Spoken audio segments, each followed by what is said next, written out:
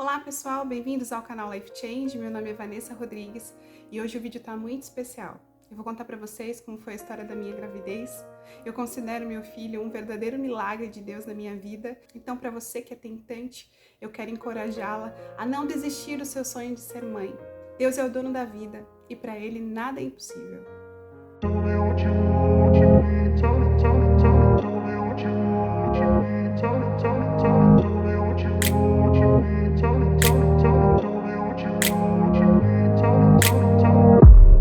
Eu já compartilhei com vocês em outro vídeo o sonho de ser mãe, de construir uma família.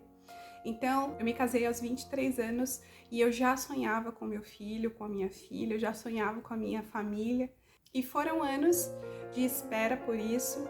E essa gravidez, ela não veio no primeiro casamento. Nós fomos ao médico, nós fizemos tudo que tinha para fazer, todos os exames, e não havia nenhuma irregularidade, estava tudo em ordem, mas a gravidez não aconteceu. O casamento acabou, como eu conto para vocês também no vídeo sobre a minha conversão, que eu vou deixar aqui no link, caso vocês queiram assistir.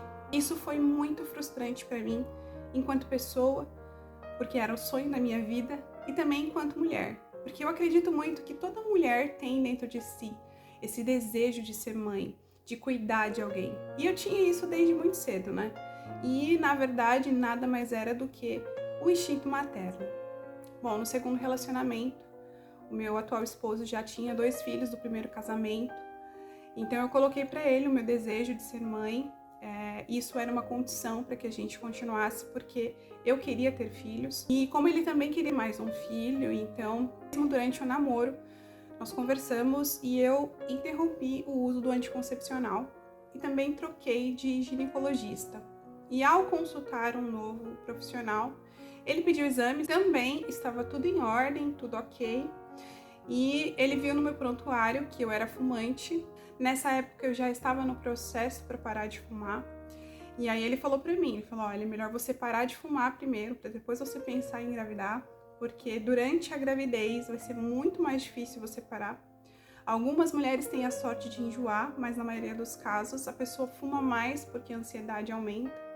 Então eu te oriento a parar de fumar. E também ele me falou uma coisa bastante curiosa, que pode ter sido aí o complicador para mim durante esses anos, mas isso não tem como ter certeza, porque cada organismo reage de uma forma.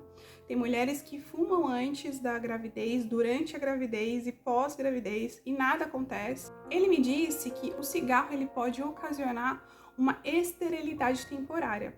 Claro que isso varia de mulher para mulher, de organismo para organismo, mas isso nunca passou pela minha cabeça porque eu via uma série de mulheres que fumavam engravidarem, terem seus filhos saudáveis, enfim. É claro que na minha cabeça, se eu engravidasse durante o período em que eu fumava, na minha cabeça eu ia parar imediatamente. Graças a Deus isso não foi necessário, porque a minha gravidez ela veio bem depois de eu ter parado de fumar.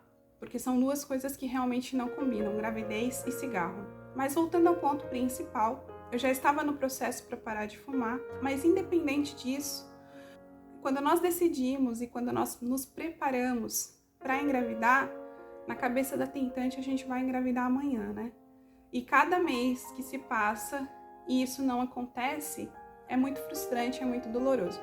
O tempo foi passando, a idade foi avançando e eu passei dos 35 anos e aí começou a ficar uma caminhada realmente muito tortuosa. Porque além do fato, né, de eu ter o desejo e não conseguir alcançá-lo, da minha cabeça tá bastante bagunçada, daquele sonho que parece inalcançável, ainda tem as pessoas, às vezes da família, que não fazem por mal, mas questionam, né? Nossa, mas você não teve filho ainda? Nossa, mas será que você não pode ter? Será que tem algum problema? Será que o problema não é com o seu parceiro? E uma série levantam uma série de perguntas, uma série de questões que você não tem a mínima condição de responder. Muito embora nós já tivéssemos feito todos os exames, estava literalmente na mão de Deus e era isso que eu estava habituada a responder. Mas é extremamente desagradável você ter que dar explicações cada vez que te perguntam, explicar que tudo já foi feito, que não acontece porque não é o momento, enfim. Ajuda, sim, a desgastar o nosso emocional. Eu entrei num outro processo da minha vida, que foi o processo de conversão, E nesse processo de conversão, como eu falei para vocês no vídeo anterior, que eu também vou deixar o link aqui embaixo para vocês assistirem em outro momento, eu passei a entender muitas coisas na minha vida. E uma delas foi realmente a vontade de Deus. E que às vezes a gente não entende. Mas Deus sabe o que é melhor para nós, porque Ele consegue entender, Ele consegue ver além daquilo que a gente vê, né? Eu me lembro que certa vez eu tive um atraso de 15 dias e nesses 15 dias eu tinha certeza que eu estava grávida. Minha irmã estava comigo durante esses dias e ela falava, o teste deu negativo, você não tá grávida. Eu tô grávida, eu tô com todos os sintomas e eu realmente senti todos os sintomas. Eu tive um atraso, eu tinha pequenas cólicas, eu tinha náuseas, meus seios estavam doloridos, todos os sintomas de uma gravidez eu estava sentindo. Na minha cabeça, eu realmente estava grávida. E todos os dias eu fazia teste de farmácia e dava negativo. Até que chegou um momento, eu falei, eu vou no hospital fazer o exame de sangue. Mas na minha cabeça, o exame de sangue ia dar positivo. Cheguei lá, fiz o teste, 2 horas que demoram uma eternidade para passar. Quando eu cheguei na sala do médico, o médico disse que eu não estava grávida. Eu saí daquele consultório em prantos, assim, praticamente carregada pela minha irmã, porque é uma frustração, uma dor muito grande. Você que é tentante sabe do que eu tô falando e sabe como é difícil lidar com essa frustração. Um determinado momento em que eu não queria mais fazer teste de gravidez. Eu colocava na minha cabeça que eu estava grávida e eu não queria fazer teste porque, para mim, o teste ia tirar as minhas esperanças. Então, eu não fazia o teste, mas aí, quando a menstruação vinha, a frustração era a mesma. Então, certo dia, eu estava muito esperançosa e a menstruação não vinha. Eu fui até a farmácia, comprei o teste e fiz o teste. Eu não estava grávida.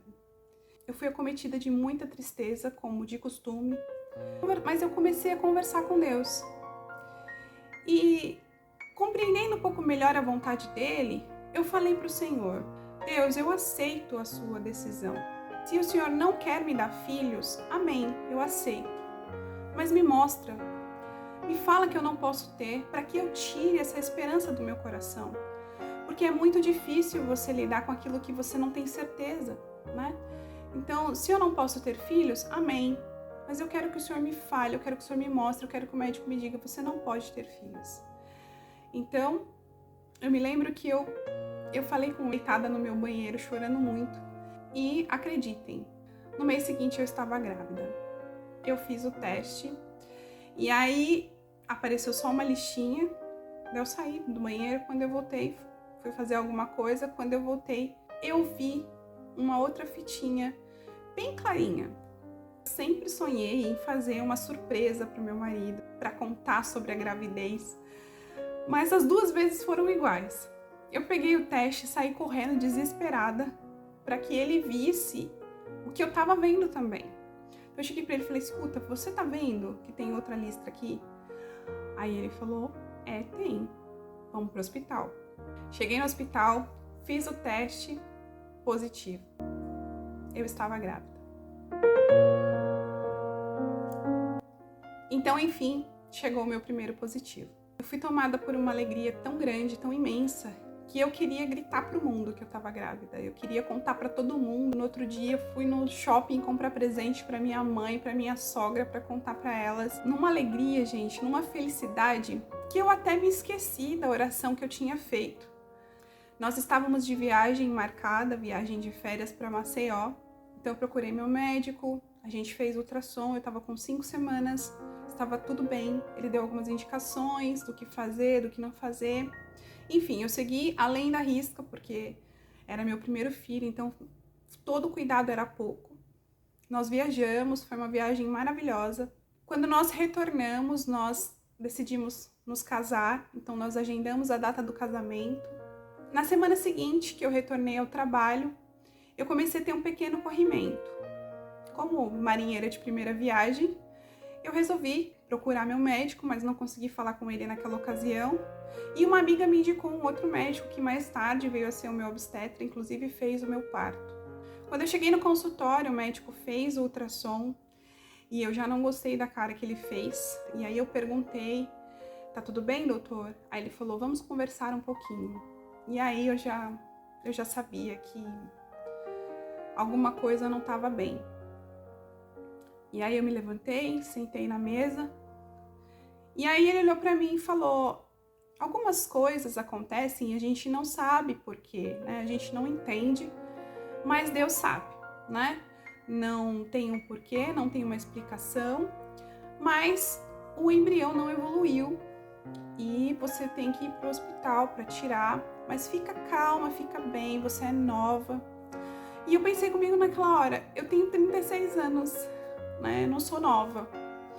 E me bateu um desespero, eu não consegui mais, eu até me emociono, gente.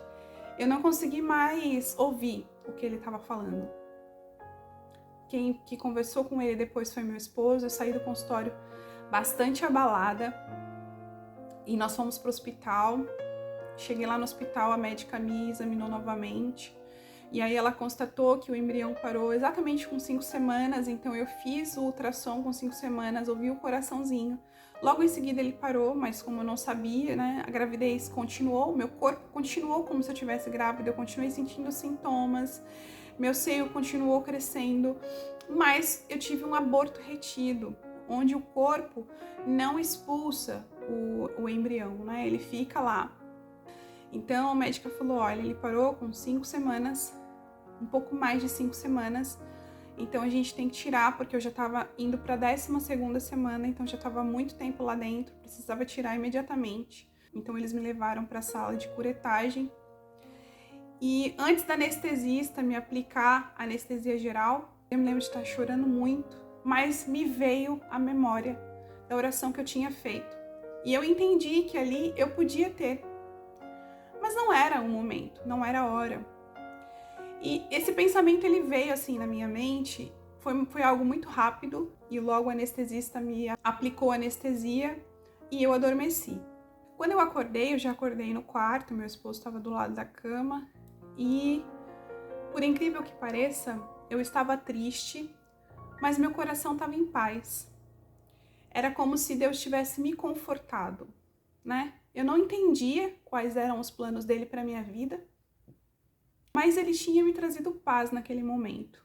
Eu até fiz uma postagem no dia seguinte que eu saí do hospital, falando exatamente isso, né? Nós não entendemos os planos de Deus para nossa vida, mas nós temos sempre que pensar que Ele tem o melhor para nós, né? Não era aquele momento. Foi muito difícil para mim, o meu maior sonho se esvaindo, mas eu tinha que acreditar que Deus tinha algo maior, né? Que Deus tinha algo para minha vida através desse momento. Então, eu saí daquele hospital em paz e a minha oração a partir dali foi: faça a sua vontade, Senhor, porque a sua vontade é boa, perfeita e agradável. Então, eu não vou mais pensar a esse respeito. Eu vou continuar sem evitar, porque se for da tua vontade, o Senhor vai me dar. Então, eu não vou evitar, mas eu também não vou pensar a esse respeito. E tudo cooperou posteriormente para que realmente eu não ficasse focada nisso. 2 meses depois eu me casei, no mês seguinte eu me batizei, nós entramos em 2020, em janeiro o médico me liberou para voltar a tentar. E algum tempo depois entrou a pandemia, eu me lembro que eu fui para o Rio de Janeiro a trabalho, fiquei um tempo lá.